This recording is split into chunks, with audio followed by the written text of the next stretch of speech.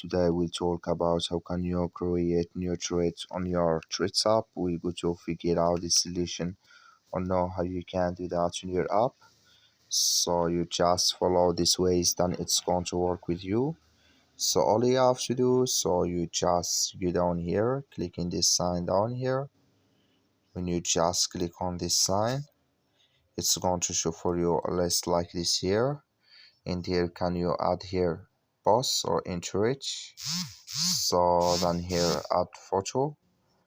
So and here can you add give here also add thread, and you click here on post, then it's going to add with you here when you add here your posts on your Threads app.